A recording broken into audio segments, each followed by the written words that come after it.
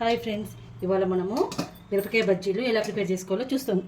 పిండి ఎలా తయారు చేసుకోవాలో చూద్దాం.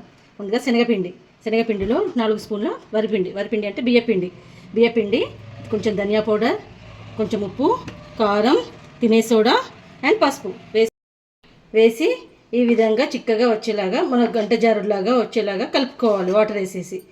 తర్వాత మిర్చీలను శుభ్రంగా కడిగి పక్కకు పెట్టి ఇప్పుడు దీన్ని ఇలా చాకుతో గీటు పెట్టుకోవాలి. ఇలా గీటు పెట్టి ఇందులో ఉన్న గింజలు ఇలా తీసేసేయాలి. ఇలా తీసేయడం వలన కారం ఉండదు. ఇందులో కొంచెం ఉప్పు ఫిలప్ అర్జెంటుగా చేసుకోవాలంటే ఉప్పు ఫిలప్ చేసుకుంటే సరిపోతుంది. చేసి 2 ఫింగర్స్ ఇందులో పెట్టి టర్న్ చేసి ఇలా వేసేయాలి.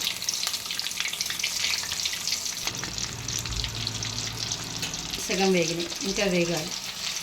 లోపల మిర్చి ఇట్లా 2 సైడ్స్ చక్కగా వేగాలి. మిర్చి గోల్డెన్ బ్రౌన్ కలర్లో వేగింది. ఇప్పుడు ఈ స్టేజ్లో మనం తీసేయాలి. ఇంకా ఎక్కువ ఉంచితే మిర్చి నల్లగా అయిపోతుంది. తీసి మనం టిష్యూలో వేసుకుందాం. మిరపకాయ బజ్జీ రెడీ. మీరు కూడా ఎలా ఉందో ట్రై చేసి కామెంట్ బాక్స్లో కామెంట్ చేయండి.